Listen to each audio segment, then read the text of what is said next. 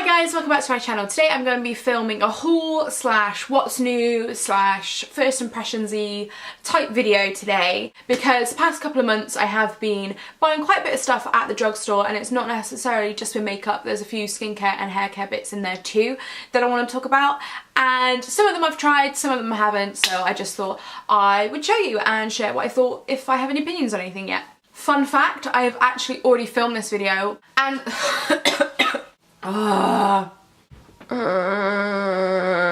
but I was kind of like ill for like 2 days and I filmed it then and I sounded awful. First of all, I'm going to talk about these two, which are two liquid lipsticks from Bourjois. They are fairly similar colours, but the finishes are different. This finish of lipstick has been around for about 6 months now. This is the Rouge Edition Velvet, and this is in the shade number 3, which is Hot Pepper. And this is a matte liquid lipstick. But what I would say is different about this one is when you put it on, it feels like a lot lighter. Like the pigment side of things, it is a lot lighter and you do kind of need to layer it, which isn't a problem because in theory, if you need to put some more on later, it's not going to get all gunky on your lips. It's just going to keep on layering up. So that's why I don't necessarily mind that. I actually wore this during the day the other week and I got actually a lot of compliments. I think, yeah, if you want to wear red lipstick during the day like I am right now, of course you can.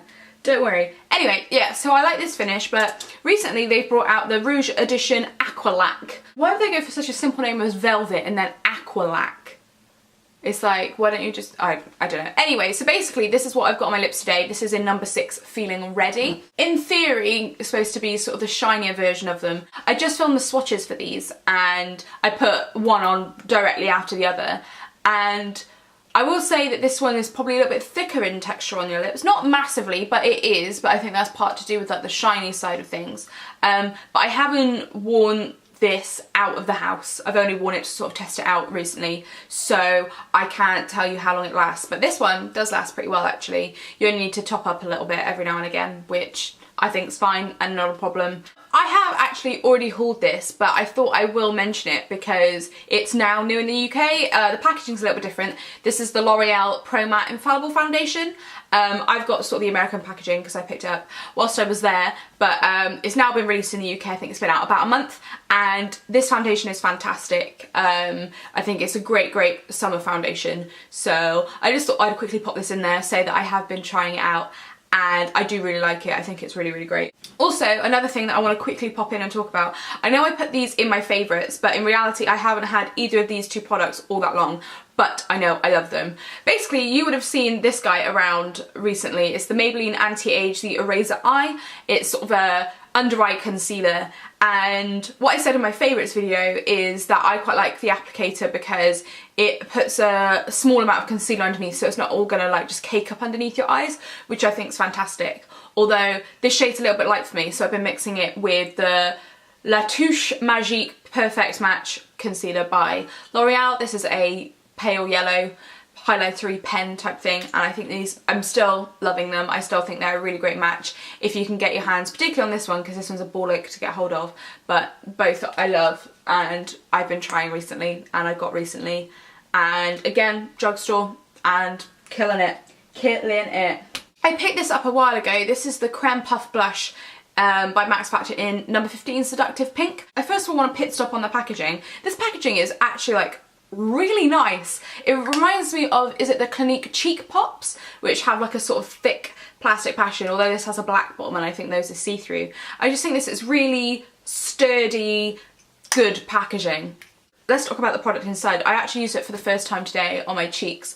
If you've been a follower of my channel for a while, you know basically the only blush that I wear is Stereo Rose, which is a matte mineralized skin finish, which is limited edition. And I've actually hit pan on that, which is a little bit devastating to me, I'm not gonna lie to you. So I need to start finding other alternatives, so I thought I would pick this up. This is sort of a fairly rosy, dusky pink colour, and so far so good. It's definitely very pigmented. When I put it on this morning, I did a few too many swirls and then ended up looking like an 80s Barbie for a little bit before I blended it out.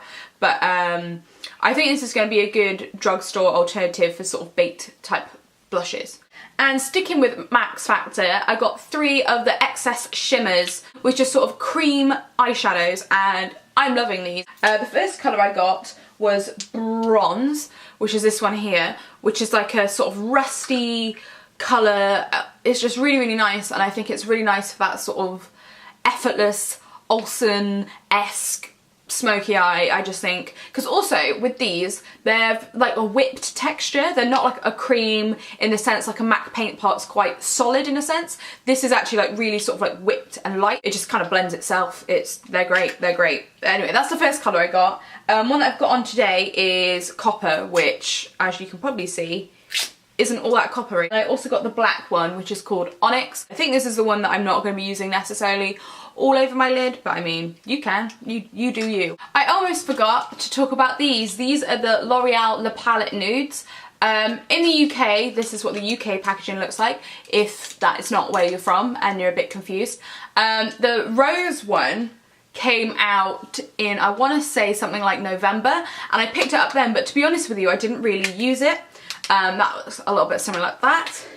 But very recently, the beige version's come out, which is sort of more of a, as you would imagine, beige. I've got a bit of a gripe with these. Like, I'm still sort of in the process of testing them out, but the American version is bigger. I don't know if the shades have just been moved around in the palette, but the shades look different. Like, from swatching these, like, they are a little bit sheer. Like, I have used them a couple times, but I'm still sort of forming an opinion on them. But I've seen like live swatches of the American ones and they look so much better. And if you've ever had the Colour Riche, which is the eyeshadow that's supposedly in these, if you've ever swatched the Colour Riche single eyeshadows, they are beautiful. And I was expecting that to be in these. It's just inconsistent, I've found, which is a bit annoying, I think. Hang on. Also, these are £15 each. Let me tell you how much the American one is. Okay, so in the UK, these are £15 a pop, and in the US, they're I think around $15, which is, crudely speaking, half price. But I can tell you exactly how much $15 is in pounds. That's £10. That's a third off. That's a third off, and for more product and better quality, which really annoys me because L'Oreal, pull your finger out. Why do you think your UK, or I assume European market, would want less product for more? Because I know I wouldn't. And as I said, yeah, I think the shades, either they've been moved around in the palette and I've just looked at them and been like, but I'm pretty sure the shade range is different. I'm trying to be objective about the palettes that I have rather than the palettes I could have had. It's kind of a bit like, here's what you could have won, but I couldn't have won them because... Anyway, so that's my thoughts initially on these. Yeah, anyway, I'm gonna move on. My last sort of makeup-y bit is a brush set, and that is the Sculpting set. I believe this is what this is called, these 3 brushes from Real Techniques. They've recently released the Sculpting brush, which is this one right here, which I also will be reviewing very, very soon. But they did it in a set where you got these 2. This is a setting brush. I already have a couple of these, and I just think they are really useful brushes to have in your collection. And then also a sort of set exclusive, which is a fan brush, and it's like a duo fibre fan brush, which is really nice for your highlight, as if you didn't know how to put highlighter on. Anyway, but yeah, so I've got these. So far, I'm loving them. But I will pen my full thoughts on these soon. Every about 3 months, a website called essential.com, where I get most of my French skincare, do like a third off French skincare. And recently they've been including Bioderma, which I never used to do before, as a brand, and I have tried a few of their things, but to be honest, this time I just needed some more of their Micellar solution. They'd sold out of the big bottles, so I bought 3 of the 250ml ones, which may seem a bit boring. I'll still link my original review of this down below. I still love it. I still use it every single day, multiple times a day. I just think I love it. And I also got some Serozinc. If you haven't heard about this, you may have been living under a French skincare rock. This is like an aerosol spray toner for acne prone skin. So basically, La Roche-Posay went, what shall we make Alice Thomas? Oh, I know, make her this. So it's like a mist that comes out. And anyway, yeah, so I picked up 2. The verdict's still out on them. I'm still testing them out, but I mean, to be honest, I haven't had a proper breakout since I've bought them, so I haven't been able to properly put them to the test. But by application wise, it's just so simple. Another Roche-Posay product I got is the Effaclar Anti-Blemish System, which is this guy right here. Basically what this is, or what this claims to be, is clearer skin or your money back. Again, I've got a few other skincare bits that I'm trying to use up at the moment, but my plan is to, particularly when I get a breakout, I'm gonna use this and properly put it to the test. If you've been with my channel for a while, you'll know that I do really like the Effaclar Duo Plus. But I'm actually looking at my open one right now. I'm just trying to finish that one up before I crack into another one. Because also this says it's supposed to last 6 weeks. So I'm gonna properly test this out as a set, I think. So yeah, stay tuned. I'll let you know what I think about that. I've also got a few body bits that I thought I'd share with you too. I picked up one of these Venus Snap things. I saw these in January when I was over in the States, but I didn't pick them up because it was quite expensive, and I actually got this on offer, like sort of introductory offer. It's just, you know, convenient. So yeah, there's only so much you can really say about a razor, really, isn't there? Also, quick pit stop at this. This is a holy grail product for me. I ran out of it and it was never on offer. It's just one of these things because I use it all the time. I just bulk buy it when it's on offer, and when I actually ran out, it wasn't on offer. But I got this, I think, in a 3 for 2 or something. And this is also the small size, not the big one, which is a pain in the ass, but I love this stuff. Oh, I also have another French skincare thing that I bought from Essential, which is by a brand called Micellar. Now this is I think like a pregnancy and baby brand. Don't worry, I am neither of those things. I'm not pregnant, I don't have a baby. But this is like a stretch mark oil, and you know, I think like most people, I have a couple stretch marks here and there, and I'm also trying, you know, to get into summer shape, as it were. So I picked this up because, you know, it comes with a spray, and I just think, you know, if it's good for pregnant women who have like a lot more stretched skin than I do at the moment, then I thought it'd be pretty good stuff. So I picked that up. Mum, seriously, don't worry, I'm not pregnant. Or Matt, don't worry, don't worry guys, don't worry. And my last body-esque bit is by Mitchum. When I went to Vegas, I feel like all I'm doing is just like name dropping the places I went and I'm not, but I bought this deodorant. Now this is the one that comes in a box. It's a fancy deodorant, because when I was going to Vegas, I didn't really want to sweat that much because, and it's sort of the prime place, if I'm going to sweat anywhere, it's probably in the desert, right? So I bought this and it was absolutely fantastic when I was out there. So then when I got back, my logic was to buy the one that's sort of the next grade down. Turns out it's not as good, and I've noticed that it's not as good. So I've gone back to this one, and I know it's £4 on a deodorant's a lot, but you know, if you use less and it's, you know, not an aerosol, I'm not, you know, ruining the planet. Anyway, there, so there.